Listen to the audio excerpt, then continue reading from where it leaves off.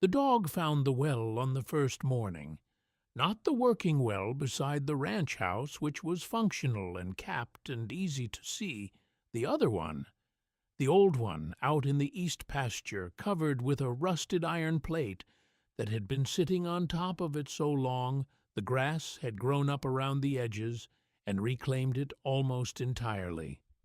May stood at the edge of the plate and looked at Boyd, and Boyd looked at May, and neither of them moved for a while.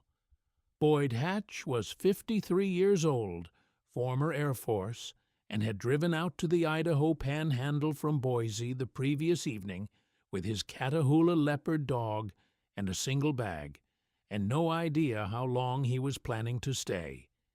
His father, Dennis, had died in October. The ranch was 42 acres outside of Sandpoint, pasture and timber, a creek along the south boundary, a ranch house that needed work but had good bones.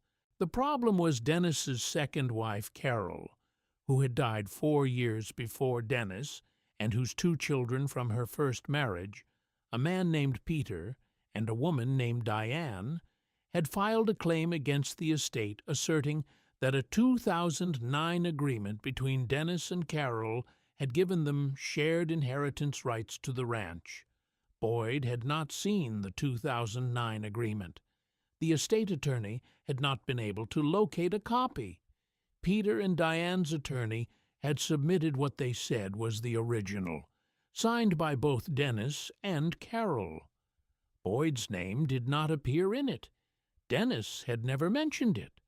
Boyd had come to the ranch because he needed to think, and because his father had loved this land, and because May had been restless in the Boise apartment for 3 weeks and needed to run something. She had found the old well inside the first hour.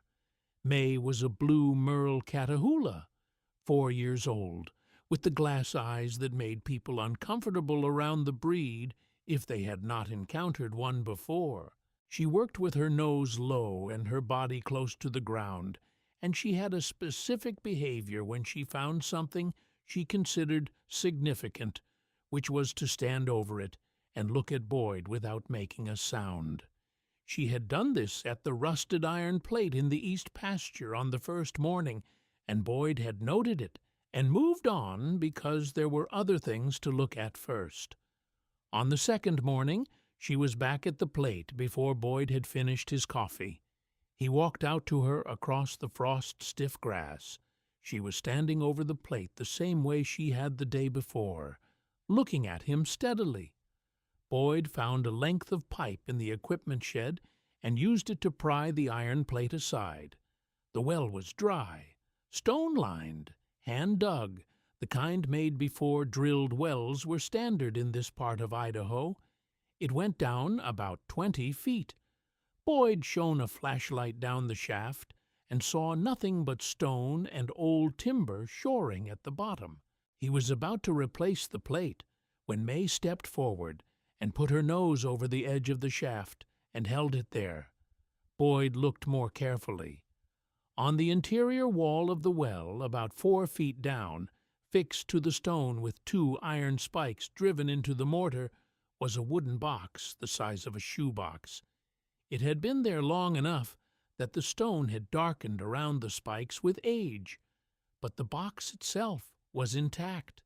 Someone had wrapped it in several layers of tar paper before mounting it, and the tar paper had protected it from the well's damp air with considerable success. Boyd retrieved it with a length of rope and a hook from the shed. Inside the box, wrapped in oilskin, were 3 items. The original deed to the ranch, issued to Dennis Hatch in 1987 when he purchased the property. Boyd had seen a copy of this before in the estate paperwork, but this was the original, with the county recorder's embossed stamp on the first page and Dennis's signature on the final page, and a property description that matched the 42 acres exactly. A handwritten document, 2 pages, dated March 2011.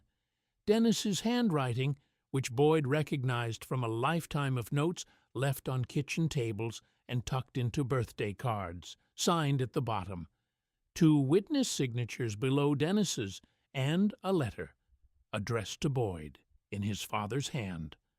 Boyd sat down in the frost-stiff grass beside the old well, with Mae against his leg, and read the handwritten document first.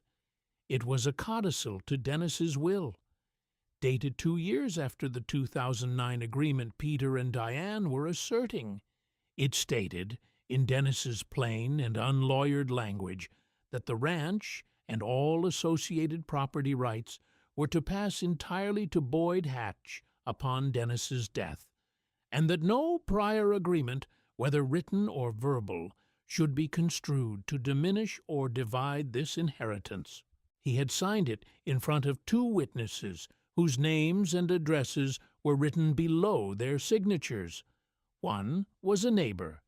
One was a man Dennis had worked with for 20 years at the county road department before he retired. Boyd read the letter next. Dennis wrote the way he talked, which was directly and without preamble.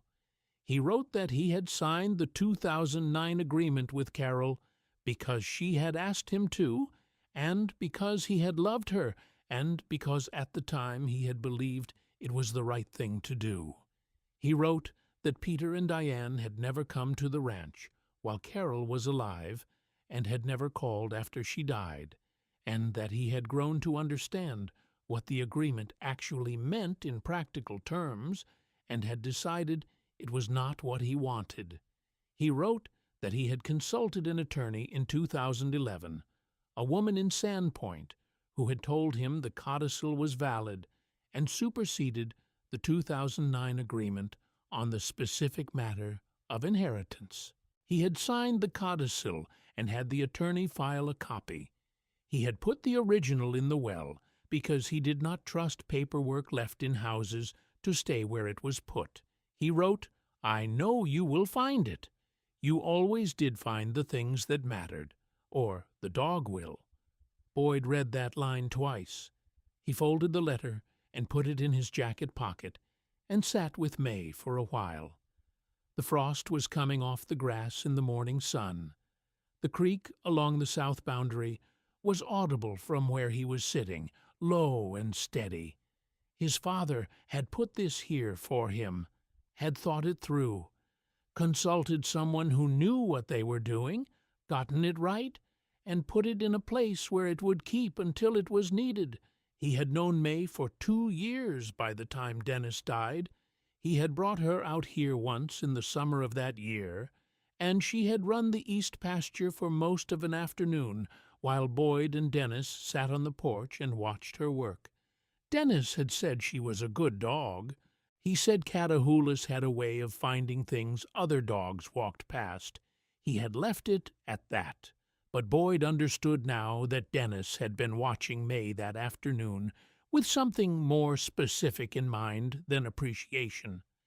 The attorney in Sandpoint was still practicing. Her name was Helen Marsh, and she had Dennis's file. She confirmed that the codicil had been filed correctly in 2011 and was on record with the county.